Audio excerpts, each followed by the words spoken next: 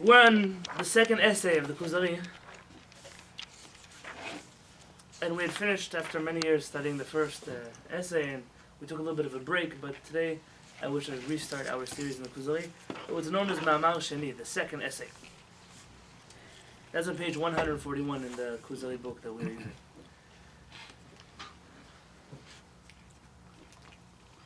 Before we open up this Ma'amar, before we open up this essay, it's really important to know that this essay is completely different than the first one. What do you mean completely? Obviously it's the same people, the same characters, the same everything, but it's different. The content is different. In the first book, we were talking to the Kuzari king who was not yet Jewish. Remember, the Kuzari king has a dream, and his dream is that your actions are not desired, but your thought, your desire to get close to me is good. And he goes on a search through religions. He goes to the Greeks and the Christians and the Muslims, and ends up with the Jews. And he almost didn't even want to give the Jew an audience. He almost didn't want to give that opportunity. And that's why this book is subtitled In Defense of the Despised Faith. Because really that's how I looked at it. I said, how could you guys, you Am Yisrael, you people that have nothing, how could you be the ones who have the right answer? And the truth is that the king does a very good job at showing that no, we do have the right answer. And that's why the king, after all the conversations that we've had, ends up converting to Judaism. And at this point, that's where the second essay starts. It'll tell us how he converted to Judaism. It will tell us everything else about that. And the real question is why? Why does Rabbi Yonatan Halevy, there are 5 essays in this book, why does he convert him at the end of the first essay? You would think, when would he convert to Judaism? At the end. At the end. Yeah. I mean, if you're going to do it early, so you could have done it in the beginning of the first book. But if you're going to wait until he's learned something, then at the end, why now? What happened now? We ended off last time talking about Olam Haba and the next world and reward and consequence. What happens now that the king feels that it's time to convert and Rabbi Yonatan Halevy says convert? There are certain things that you can study about Judaism from the outside. That you can study about Judaism, you go to university, they have classes on Jewish studies, Jewish history, Jewish ethics, all kinds of things like that. All kinds of wonderful topics. And you can even come and study by a Chacham and a Yeshiva, whatever you like, you could study Torah. But there are certain things that a person will never fully grasp until they're on the inside. Until they are part of something. Like the words of David HaMelech. Ta'amu, taste, u'ra'u, and you will see, ki tov Adonai, that Hashem is good. So you can talk about Hashem all you want. You can speak about Hashem, and read about Hashem, and write about Hashem, and listen about Hashem. But until you experience HaKadosh Baruch Hu, you haven't really experienced HaKadosh Baruch Hu yet. And once you experience HaKadosh Baruch Hu, it doesn't mean that all your questions are answered. It doesn't mean all your questions are answered. It means that what? That you now have a new way, a new level. Come, sit right here. I have 2 seats. Okay. I have a new way to understand HaKadosh Baruch Hu, and that brings up a whole new world of questions. A person converts to Judaism. They know everything they need to know about the Torah? No. What happens now, though? There are different questions. You get experience. It's experience, so there are basics that we've covered. But now that I know more, I also think differently. I also think I've learned deeper. I know now that there is depth, so I want to learn more. And therefore, there are different stages in a person's journey. It seems like the questions that are going to be discussed from here on out in the Kuzari, in the next 4 essays, are things that only somebody who's part of Am Yisrael can truly comprehend. If you're not operating within the frame of reference of the Jewish people, then you're not able to understand these concepts. And you find this in the Pasuk, in Mishlei. In Mishlei, chapter 3, it says, B'chol derachecha da'ehu. In all of your ways, you should know Hashem. Derech. V'hu yiyasher ochotecha, and He will straighten out your path. What is the difference between a derech, a way, and an orach, a path? Which is bigger, derech or? Derech. A derech. A derech is like if you're going to say in San, you'd have Governor Drive or the highway, and then you have all the streets that go up to your private house. You know HaKadosh Baruch Hu in all your ways. There's a universal knowledge of HaKadosh Baruch Hu that the whole world needs to know. But there's an individual HaKadosh Baruch Hu. There's a level of Am Yisrael, the level of having this intimate connection to HaKadosh Baruch Hu that you only know once you're on that little road. Once you're on that dirt road going to nowhere because HaKadosh Baruch Hu sent you there. V'hu yiyasher ochotecha, and he will straighten out your path. Because once you're on that road, inevitably the questions get answered. They get answered. But it's answered differently than when you're on the outside. It's answered differently when you're on the inside than when you're on the outside. We have stories like this in the Gemara. They're famous stories that one rabbi, he had a question in halakha for 20 years. They made him the Rosh Yeshiva, and immediately he got the answer to the question. Now obviously the Mekubalim will take this to a place of higher levels of spirituality, but in a very simple sense, a person is looking at the world from a different place. He's no longer a student in the Beit HaMikdash. He's now the Rosh Yeshiva. He may have been a rabbi before then. And you could say that this is Siyata Dishmaya. HaKadosh Baruch Hu feels, well, now he needs the answer, because now he has to give everybody else's answer. So if he doesn't get the answer now, then who's going to have the answer? But there's something deeper to that, and that is, you look at the world differently depending on where you are looking at the world. Three people looking at something, we're all looking from a different angle. See, when I look at this chumash, I see gold, because that's in front of me. Someone's looking from over there, they'll see white, because that's the side looking at it, and he sees blue. And there you can read what it says in the chumash, because it's facing the right direction. Are we discussing different things? No, but from a different angle. So this book, essentially, is going to be the second step of this journey. We're already inside. We're already part of Am Yisrael. The questions that we ask here are not necessarily appropriate to be asked other places, nor be answered other places. And the thought, the frame of reference that you need to understand these questions and their answers, you have to be already part of Am Yisrael. And the Sefer Kuzari split up into 5 essays. And Rabbi Yonatan suggests that it's 5 essays corresponding to the 5 books of the Chumash. We also have 5 books of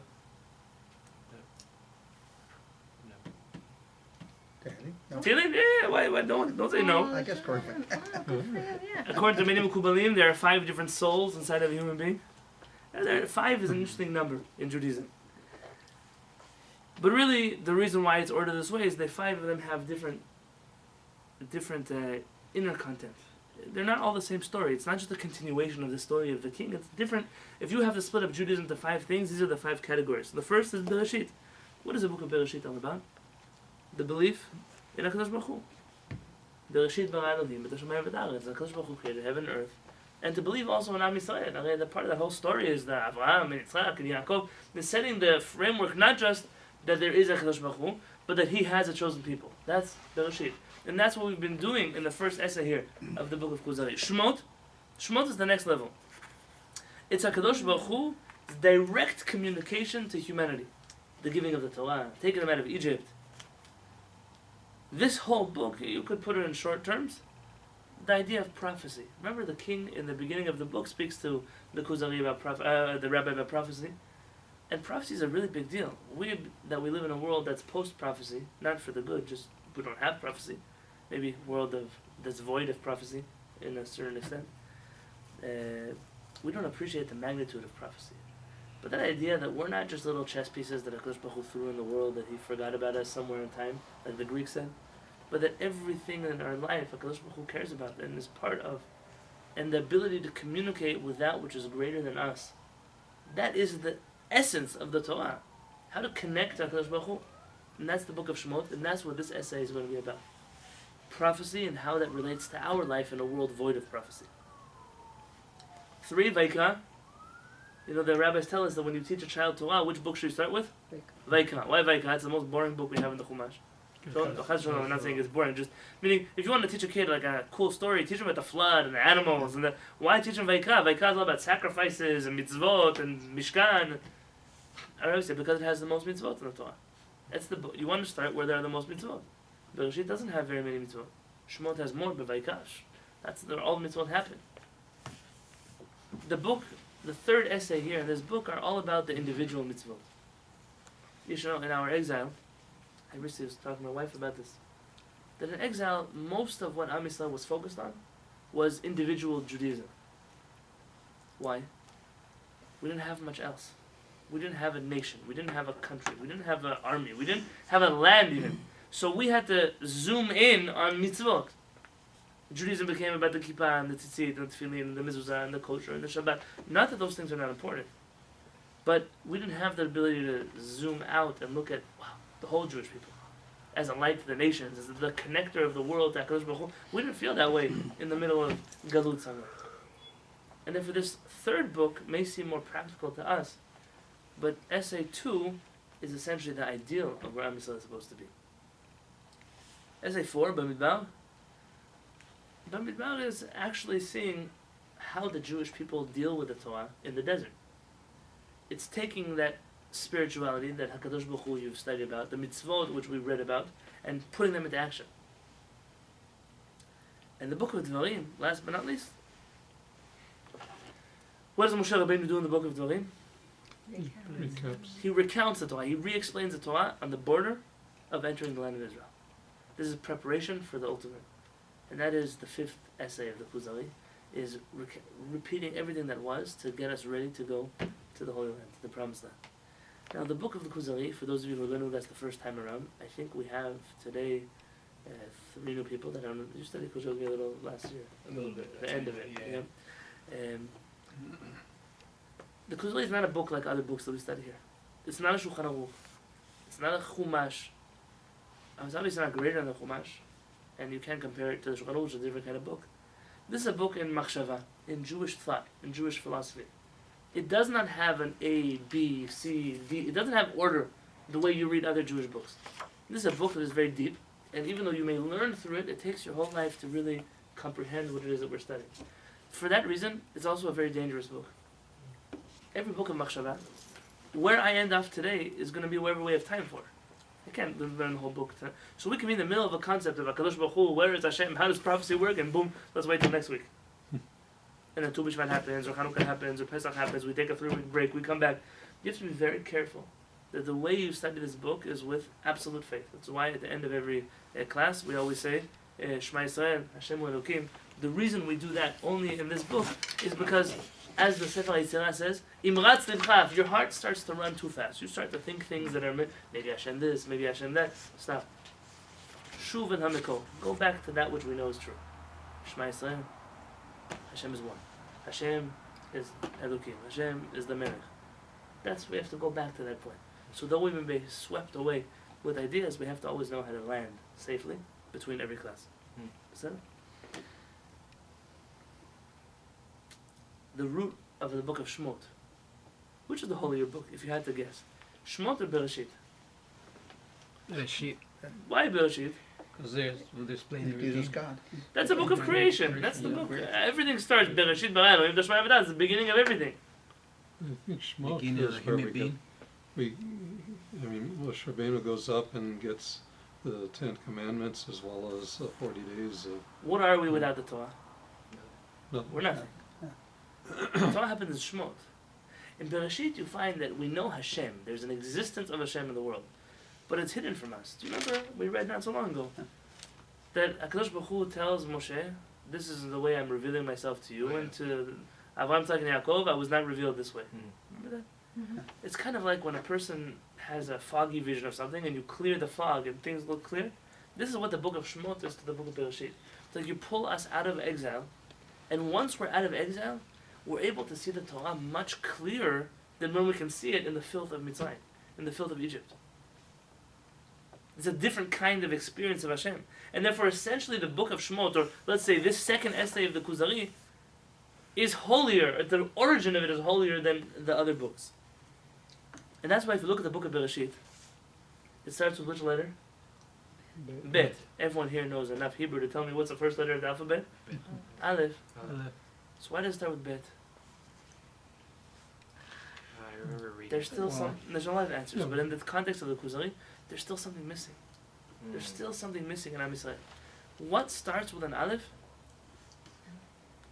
Anochi Adonai Elohecha. I am Hashem your God, who took you out of Egypt. What is that? The beginning of? The 10 Commandments. I am Hashem your God. Anochi Adonai Elohecha. The missing Aleph that was from Bereshit really happens here. Because even though we have Bereshit and we have the creation and we have HaKadosh Baruch Hu, we don't know what to do with that information of Hashem until we have the Torah, which tells us, what do I do with this information? How do I connect to this HaKadosh Baruch Hu? And that's what this book is all about. That's what this essay is all about. Then how do we connect to HaKadosh Baruch Hu? Through prophecy, through Nevuah. And that eventually will get us to Hashem revealing himself to the people, which will eventually bring us to the 5th book, which is entering the land of Israel, because to be in the land of Israel is to be in a place that is full of the Shekhinah. It's all about the prophecy. It's all about the connection to Kadosh Baruch Hu. And then for the ultimate in the Jewish experience is that return to Eretz Yisrael. Let me read now, together with you, the beginning of the 2nd essay of the Kuzari.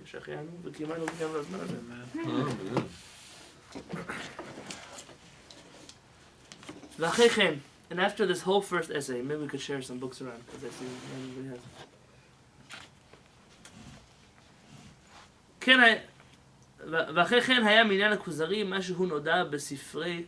And what happened to the Khazar king afterwards is recorded in the Khazar history books.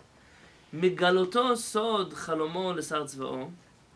ends up, the books say that he ended up revealing his dream to his Sar Tzva'o, his chief officer of his army. You know, there's a king, there's a general. Those two people run the country. And this was the dream that kept recurring. It's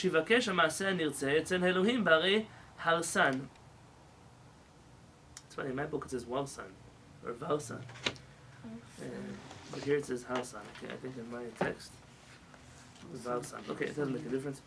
The books say that the dream told him to keep going back to this mountain. And there's a section at the beginning about the geography here of Kuzari. And if Raphael, if you want to know where that is, it's in the beginning of the book. And both of them go. Who's both of them? Him and the general. Him and the general. Hamelech v'sar tzva'o el ha'arim ahem asher b'midbar al hayam, to those mountains which were in the desert on the ocean. Ve'ach higiu balayla el ota ma'ara, and how they went in the middle of the night to that cave. Shayu shoftim l'sham anashim ha'yehudim b'chol Shabbat, the Jews would go away to for Shabbat. So there's a cave somewhere in the mountains where the Jews run away to for Shabbat. There's different reasons why these Jews were going to the mountains. The two reasons brought here is one, either it was a time of persecution for the Jewish people, so in order to do Shabbat properly, they had to go hide in a cave. And he would join them, the king and the general. Or, these were very holy Jews that went away to the mountains to meditate, to do Shabbat together, and he was joining them in the mountains. They became part of their Torah, they converted to Judaism, they end up having a Brit Milah,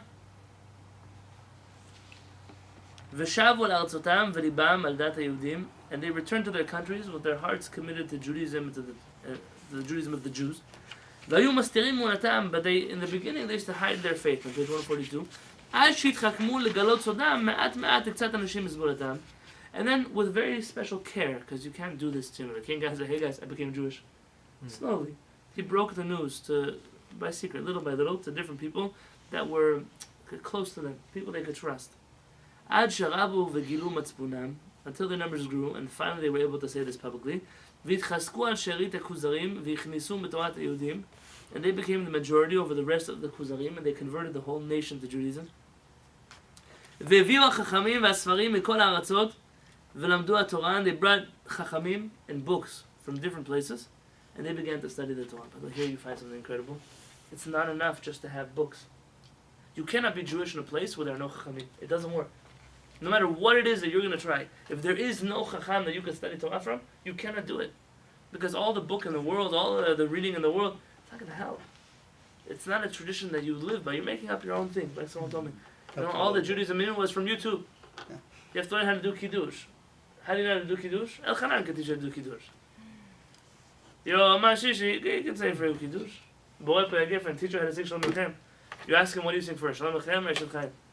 But if I'm just ordering a book from Amazon and I live in the desert somewhere, and all I have is YouTube to learn how to do Friday night dinner, probably I can do it right. Even the little things I don't know how to do right. The big things, of course not.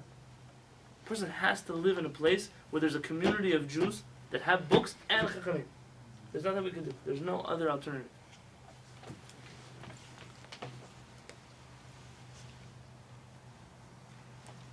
ומה שהיה מהצלחתם וגבורתם על שונאיהם וכיבושם הארצות.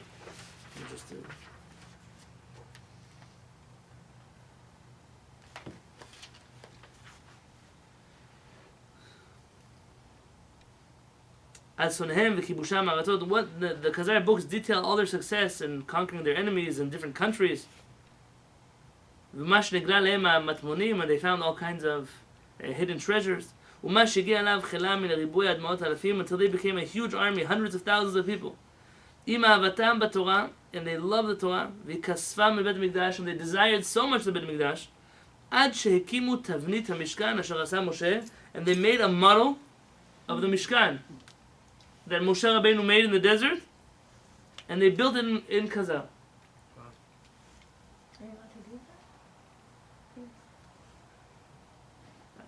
They did it. היו מכבדים אזרחי ישראל, and they very much respected their local Jews, the Jews that were there with them. ומתברכים בהם, and they would get blessings from them, כאשר נזכר בספריהם, like it's mentioned in their books. Let's just look a little bit at what it is that we read, so we understand what's going on over here. You're going to find that there's an uncanny resemblance to Am Yisrael and many things that happen here. You have to remember, those who may have forgot from now, there are a few theories as to this book. This book could just be a work of fiction entirely. There are shittot that hold this. Many shittot say this is a true story that happened, and this is exactly how it happened. And there are many shittot of which I believe I am of the opinion is that the story happened. There was a story of Kuzari, kingdom of the Kuzarim, and the king. And the story became a very popular story among people. And Rabbi Yonatan Halevy, who lived about 400 years later, wrote a book about Jewish philosophy. And he's like, listen, I want to make this interesting. I don't want to just write a book about Jewish philosophy. And he took his book and wrote it out in story form as if this was a story between the king and the Jews. It's a style that was done, kind of like if there's a story you're all familiar with. And so I'm going to write my own version of that story. I'm trying to pass off a message. But I'm going to use a story that you're familiar with to pass off this message. Historical novel? Not a novel, though. It's factual in terms of Jewish philosophy, but not factual in terms of history, because it wasn't intended to be treated as a book of history. Many Jewish works were written as a conversation between people. Look at the Ramchal's books. Many of them are conversations, the soul, and it's the same thing. It's a conversation, a king and a Jew, and that's the way you discover. There's a Chacham, Rabbi Yonatan Halevy, I believe, who he has a book on Kabbalah, if the Kabbalah is true or not. And his whole book is a conversation between someone who believes the Kabbalah and someone who doesn't, and back and forth. They're arguing until it's much more, it's nicer to read that style of book than just to read a dry academic essay. Yeah. And so Rabbi Halevy was doing the same thing. And so it could be that these are things that are even programmed into the story by Rabbi Yonatan Halevy that was not, maybe it didn't happen, but he's trying to pass off a message to us of what happens here. So let's say, he has this commandment from this dream. The dream at first was telling him, your actions are not desired, but your thoughts are desired. Now the dream changed. What does the dream say? What does the dream tell us on page 141? Your actions are good now. The recurring dream told the king to go to the mountains. Have to go to Leave. the- Parashat Lech Lecha. To go with But he- Avraham Avinu, get up. Leave your land. to go with the Jewish. But he had approached the Jews. Correct. Not I'm the trying other to way around. analyze this story here, which is Hashem is telling him, leave. In order to do what you need to do, you have to leave the people that you know. You're the king, but you can't. You can't start converting to Judaism and doing Shabbat in a cave. You've got to get up and leave for a little bit. That's what he does. He gets up and he disconnects himself.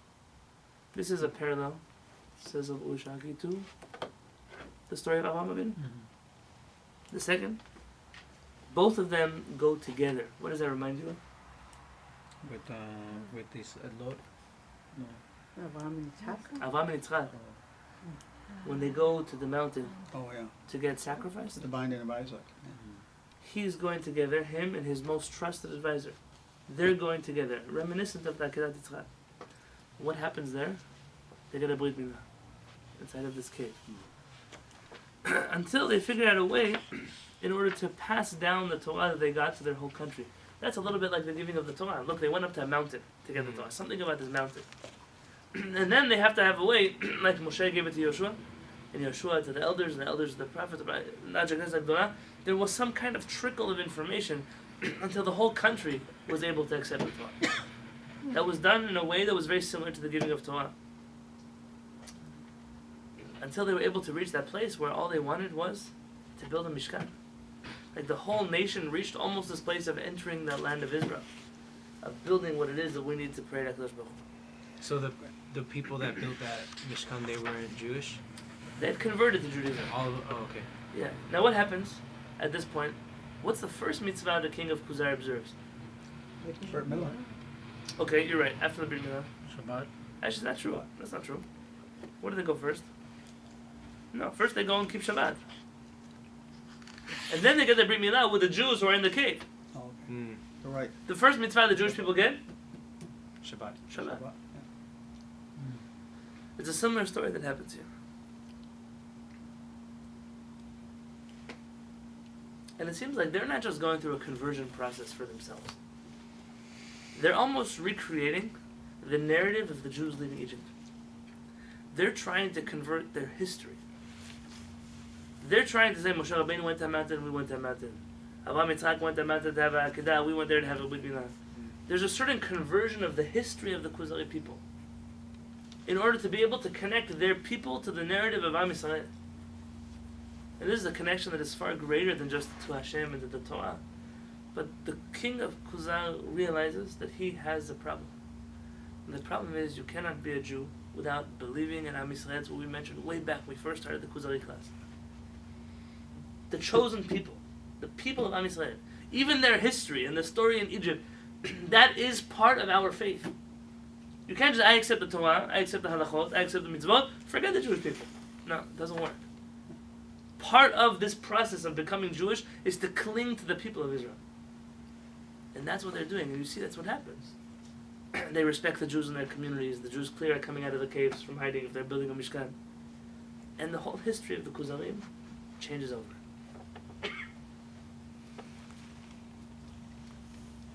In that change, something else happens. I promise you we'd move a little faster than we did last time. So that's what I'm doing today. Alright. Something else happens here. On page 142, "V'kasher lamad hamelech haTorah v'sivrei neviim." When the king studied the Torah and the books of the prophets, "Lakach chaver ahu l'rav." He told this rabbi, "I want you to be my teacher. You're going to become my spiritual leader."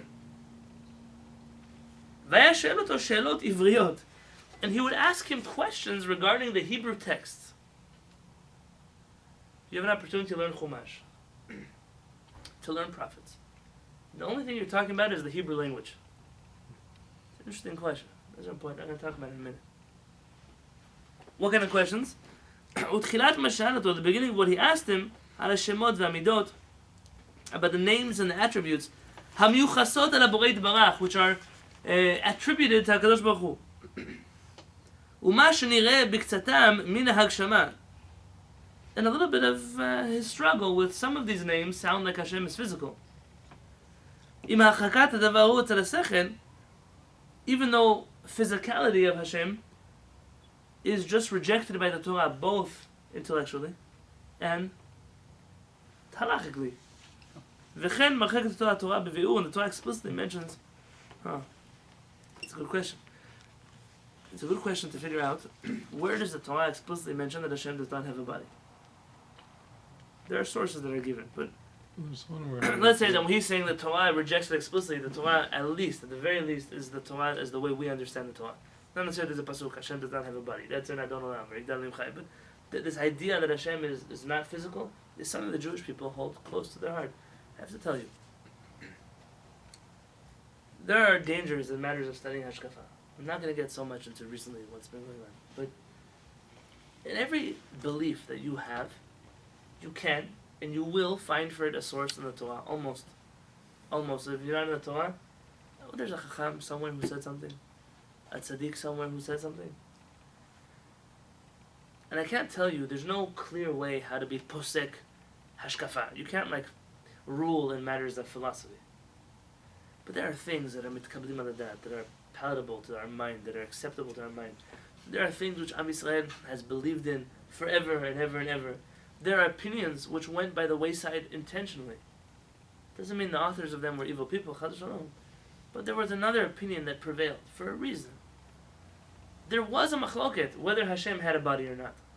The Ralbag, Rabbi Levi ben Gershom, Gersonides as is known, is the Ashkenazi version of the Rambam in terms of how well known he is in the academic world, let's say.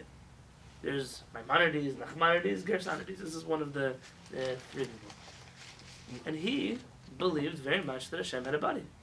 Wasn't it like the opposite, right? Like the mainstream was to believe that way. In Ashkenaz, it definitely was the mainstream to believe that Hashem had a body. Absolutely. When was I'm not that? talking to you about 100 years ago. At the times of the Rishonim, in medieval times. You see how much the Rambam fought for the fact that Hashem has no body. He made the 13 principles. He writes about it every place he goes. Because he cannot handle that there are people that are going to say such a thing. In fact, he blames the Chachamim of France. Some say this letter is a forgery. But he blames, stay away. He tells his son, Rabbi Avam, stay away from the Chachamim of France. Their version of serving Hashem is perverted, it's corrupt. And this is something incredible, because you're talking about a Jewish world not so long ago that believed that Hashem has a body. Something that if you would say today, they throw you out of the Knesset. What do you mean you believe Hashem has a body? The Rambam fought, and he wasn't popular. And his books were burned. And people said, but I have an opinion. My rabbi says, da-da-da-da. But look who won at the end. Show me the community that believes that Kadosh Baruch Hu has a body. And I'll show you the community that's not part of Am Yisrael. Imagine if Chaz v'Shalom you were to say, you know, some people say that Hashem can have a body and whatever you want to believe in you can. Yeah, maybe there's such an opinion. But can you imagine the catastrophe that would happen in terms of Jewish-Christian relationships that would change? All of a sudden, we've been knocking to the Christians forever and ever and ever. Hashem does not have a body. Hashem does not walk this earth. Hashem cannot be killed. All of a sudden, well, we have a rabbi that says. Actually, I'm sure they already are, okay? Thank you for enlightening my... Baruch Hashem. Everybody knows who is.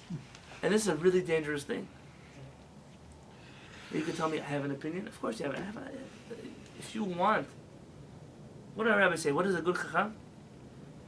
Kan derachim letaher et hasheretz. There are 150 ways to make a not kosher animal kosher. If you know how to use logic and you know how to twist around the Torah a little bit, you can make anything bad good. You can convince anybody of everything. That's why the Torah does not only rely on proofs. It's not only this book says this book says that. What do you want me to do? I have a source. That's not enough.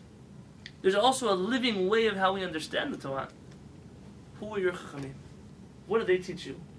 Where did you pull this idea out of? No, Rabag said this. Are you a student of Rabag and everything? Everything you know, how he believed? That's the path. Who's your rabbi that taught you this book? People say, why are you so intent on the Rambam? What do you want from me? First off, he's my rabbi's rabbi. That's why I'm so intent on the Rambam. Also my family. For years and years and years and years, our family followed the Rambam.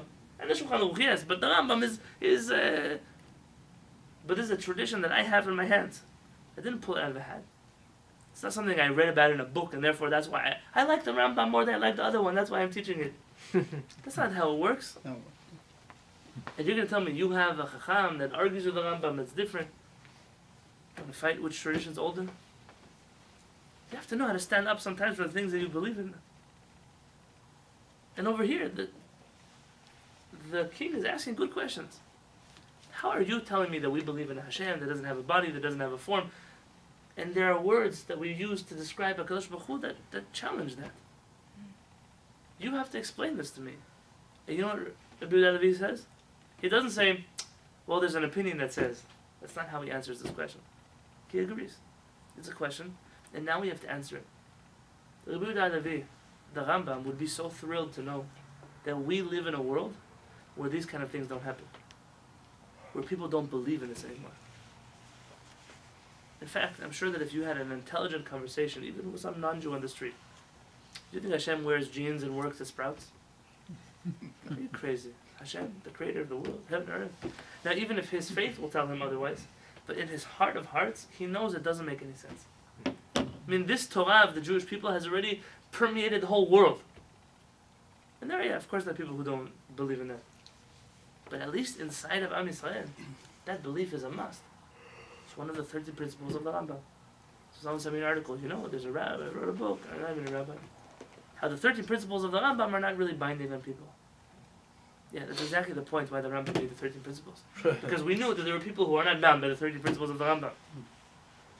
He starts to get upset, the Rambam says this, the Rambam says that. What do you want? This is the way the Torah is. You don't like it, go find another Torah. But the king is asking questions, they're good questions.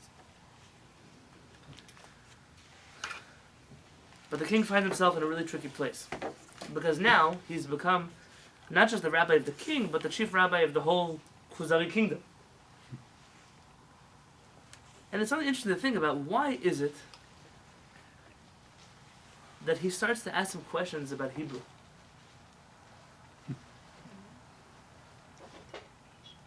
Especially when we know that this whole book is supposed to talk about prophecy, not about Hebrew. You would think that Hebrew would come out in the individual halachot of what you need to know in Essay 3, or in number 5, when it's about entering the land of Israel, having to have your own language. But why here? They're teaching the now. Okay, they're meaning Hebrew is the beginning of something for sure. You guys will give me a few minutes to finish the start with you? Yeah? Sure. And now he asks the question, but something that's going to surprise you is for the next 66 paragraphs, he's not going to talk at all about Hebrew. So this is the questions that the king is asking, but the rabbi, like he always does, throughout the whole book, drags the conversation somewhere else. The land of Israel, prophecy. But we know we're supposed to talk about prophecy, but he asked you about Hebrew. Why are you not taking me to the land of Israel? What is going on here? There's something about Hebrew that we need to know about, and that is that Lashon HaKodesh, Hebrew is called, before it was called Ivrit. It was called Lashon HaKodesh. Now, is Lashon HaKodesh different than Ivrit? No. Stop listening to people on the street who tell you that Ivrit and Lashon HaKodesh is different. It's not true. In every place that we lived, Am Yisrael, our Hebrew changes. Kind of like in English, you don't speak the same way Shakespeare spoke English. Does it mean that it's any less English? No. No. English evolves with the people that speak it. They say if a person speaks Hebrew and they never went to a Jewish school in their life and they never went to a synagogue, and you open up a Shulchan Aruch and give it to them to read, they'll know how to read it. There's even a Rebbe who wrote a book, an essay, I won't call it a book, that Yiddish is the holy language. Now, if you know Yiddish and you take a Shulchan Aruch, you'll understand every seventh word. Because between the German and the English and you will know. How could you say something like that it's the holy language? Perhaps you meant the Jews spoke it, so it had a little bit of the Jewish flavor. Fine, I'll give it to you. But Hebrew is our foundation. And Hebrew is the language in which prophecy occurs. Prophecy happens in Hebrew. And this is what we're going to talk about. The different names of Hashem. Because if you understand the name of Hashem, you'll realize that Hebrew is not just, it's not God and Lord and, I don't know, whatever words they use, Creator. These words mean something. They mean different somethings. And when you understand the Hebrew, you'll understand the prophecy that is behind these letters. And this is a fundamental. What the king is getting to is, there's something interesting here. Why so many names for one God? Why do you have the aspect of this and the aspect of that? Well, one God, you told me one God, now I have 25 gods. This is an important question, more important than he even understands. And he asked him about names. Remember we said it's like the book of Shemot? What does Shemot mean? Names. How does the book of Shemot start? These are the names of the Jewish people who went down to Egypt. What is the exact wording? ואלה שמות בני ישראל הבאים מצרימה את יעקב איש וביתו. If you want to look at the Shemot, it's the first chapter of Shemot. If you want to see. These are the names of the people who go down to Egypt, Yaakov, and all the households. Why don't you say these are the names of the people who got out of Egypt? I know who you're talking about.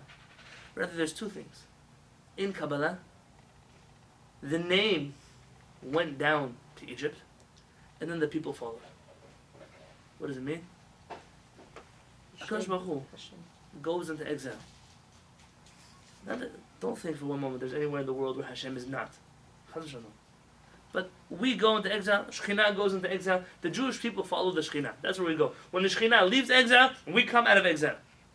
No, those are dependent on each other. What comes first, the chicken or the egg, is a different story. But whenever we go, we're going with the Shekhinah. The Shekhinah goes down into Egypt. In the words of the Mekubalim, prophecy is now trapped by the nations of the world. When you say, where's the Shekhinah? It's stuck in Egypt.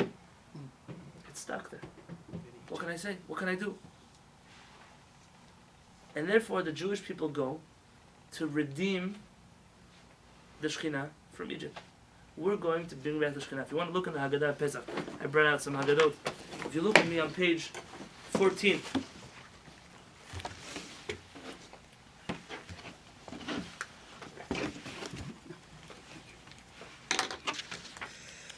Top of page 14. I know we're a little bit early. We didn't even hit pulling that.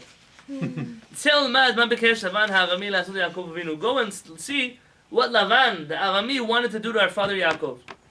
שפרעה לא גזר על הזכרים ולבן ביקש לעקור את הכל, שנאמר ארמי עובד אבי. Let's skip this part. וירד מצרימן, he goes down to Egypt. Who's he? Yaakov Avinu. ויגור שם במתי מעט, and he lives there with a few people. ויהי שם לגוי גדול, עצום ורב, and he becomes there a great nation. וירד מצרימה. It says that he went down to Egypt. אנוס al pi hadibur. He is compelled by the word of Hashem. Anus means forced. In Hebrew word, chas v'shalom, the word for rape is ones. Anusa. Forced. He didn't want to go, but he had to go. Al pi hadibur, because of Hashem, the word of Hashem. Remember that, the word of Hashem. Vayagol sham, and he lived there. Melamed shelo yarad Yaakov Avinu lishtakea b'Mitzrayim. It tells you Yaakov didn't want to stay there, to dwell in Egypt. Ela lagur sham, just in order to live there. To live there for what? Anus al pi hadibur. He was forced, so to speak, to go there al pi hadibur because of the word, because of the names of Hashem that were stuck in exile. He's forced. He doesn't have a choice. Yaakov, in order to be in the land of Israel, needs to bring the Shekhinah, and so he goes there to bring it back. And those of you who understand Kabbalah will know that I'm so out of my jurisdiction right now that it's not even fair. But Yaakov Avinu goes and he says, I don't mean to stay here. I'm not here because I like Egypt.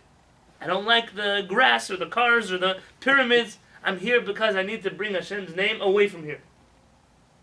When the Jew goes to exile and he thinks that he's there because it's nice, people say, it's nice, San Diego. Yerushalayim is nicer. We're stuck here because we have some kind of tikkun we need to be doing. But don't get carried away and think, hey, Ocean Beach is a nice place to buy a house. University City is a great neighborhood to invest in. No, it's not. Invest. If you're investing in a house to take out all the sparks of holiness so you can bring them in your suitcase to Israel, it's a different story. But if you think for 1 minute that we're here to lishtakea, to dwell here, you're wrong. Not just because eventually they won't let us, but because it's not the reason why we're here. We're here to do something much bigger than that.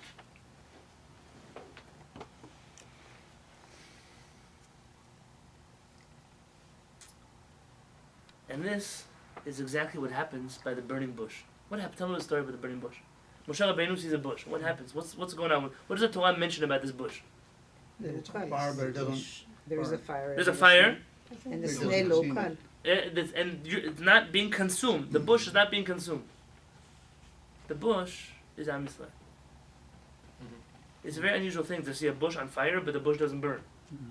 So imagine seeing fire on something, but it's not burning. We are this Am Yisrael that is constantly being attacked by our exiles, wherever we are. If it's the Nazis in Machshmam Zechron, if it's the Crusaders, if it's the Russian Cossacks, if it's going to be the Spanish Inquisitors, wherever it is that we're going to be, we get attacked. But Am Yisrael is never consumed. Am Yisrael is never wiped out.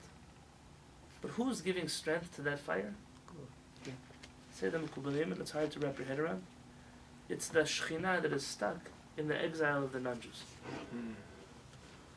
The Shekhinah is fueling Egypt. You think the moment the Jews leave Egypt, Egypt disappears. Now, the moment the Jews leave Spain, Spain collapses. Yeah. Today Spain is begging us to come back. Yeah.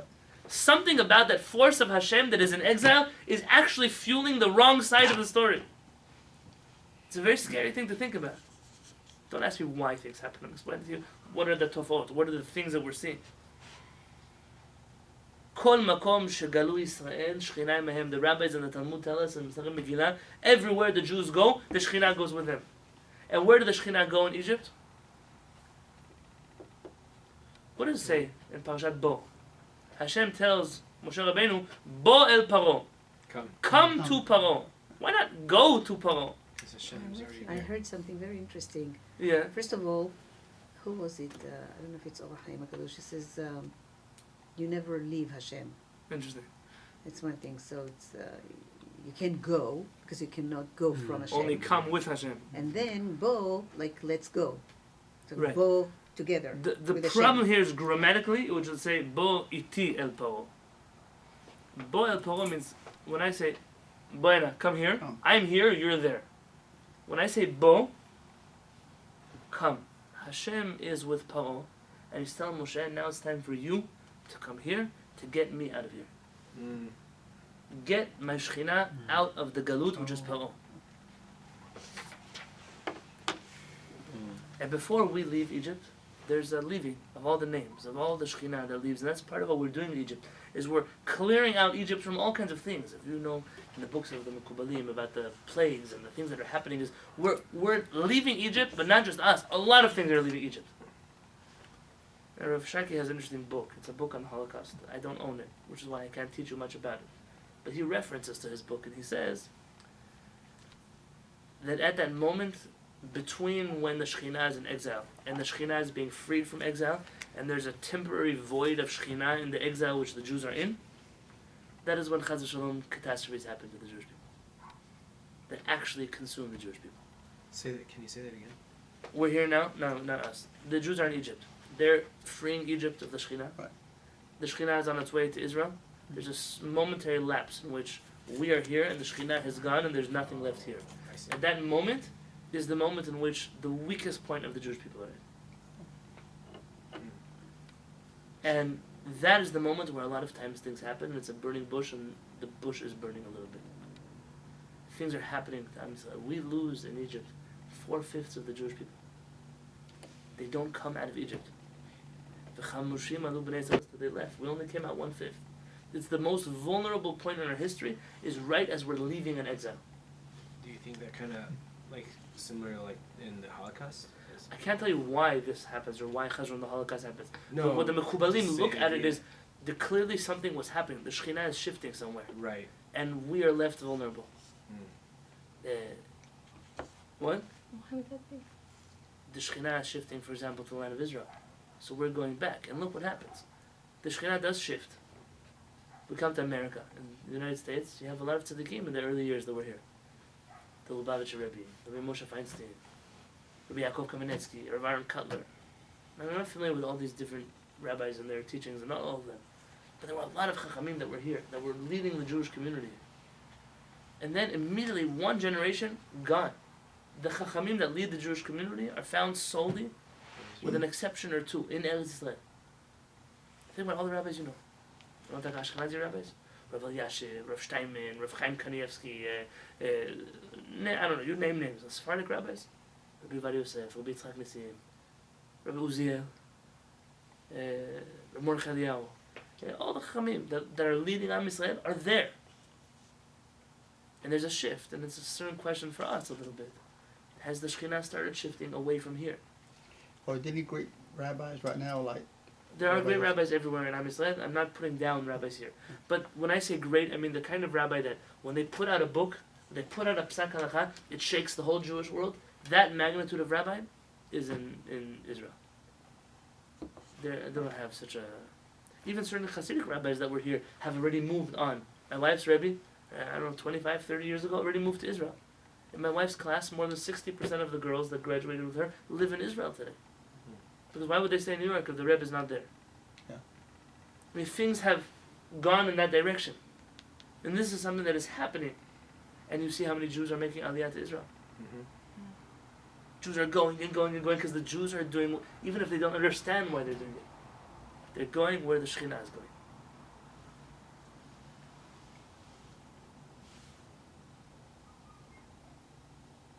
And this happens in every galut, in Egypt, and until today. There's another piece that I want to do, possession for next week. I want to give you an introduction. There are a lot of names for Hashem. I don't want anyone to walk away thinking that we have 25 Hashems, like I said. A fact that you should know, that in Eskimo language, there are 15 words for the word ice. 15 words that all mean ice. In Saudi Arabia, there are 15 different words for camel. Every people has a lot of words for something they're very connected to, something they experience a lot. So even when I lived in Baltimore, for me snow was snow. And they have different kinds of snow. Flurries, sleet, I don't know, there are different frozen rain, all kinds of... For me it's all cold, freezing, I want to be back in San Diego. But they know because their relationship with it is different. Not everything that is frozen on the ground is snow. Sometimes it could be black ice. A person doesn't even see it, they slip and they could hurt themselves. Because when you experience something constantly, you have a lot of different ways to explain what it is that you've experienced. I won't start with the Saudi Arabians and how they experience their camels. But in terms of Am Yisrael, the way we experience HaKadosh Baruch Hu, there are so many ways throughout our history that we've experienced HaKadosh Baruch Hu that we have different words for that. But it's the same HaKadosh Baruch Hu. Nobody in Saudi Arabia thinks that when you say camel two different ways, that it's two different camels. It's the same camel, just we're saying a different word for it. The same thing with Am Yisrael. Yes, we may have different words for HaKadosh Baruch Hu, but only a fool who's outside of Am Yisrael, who's not inside of Am Yisrael, will think that all the names of Hashem are about different gods. And there are some fools like that. They think this book uses more the word Elohim, this one more, and that's why this book was written by this, and this was someone who's part of Am Yisrael knows already more than to think those kind of things. And that's where we're going to start next week, is why so many names? What is the reason for so many names? How can there be names that are named after actions that are physical if HaKadosh Baruch Hu is not physical? B'ezrat Hashem, next week. And I thank you very much for starting this again, because for me, this is a kind of class that I don't give anywhere else. I have to learn a lot for this class, because it is so out of my comfort zone. What do you mean? I love this book. But Shulchan Aruch, Baruch Hashem, I learn and I study and I teach a lot. You know, if it's the different halachot, the different things that we study here, if it's Agaratot and the Gemara, these are things that we deal with a lot. This book it's the fundamentals. It's like, why does HaKadosh Baruch Hu work the way he works? Why do things happen the way they happen? How? Explain to me how prophecy works. Now, we can only understand that in a limited sense. But this is the kind of book that not just asks the questions, it also has the answers, if we're willing to look deep enough inside it. So, B'ezrat Hashem, I look forward to seeing you here next week at 7:30.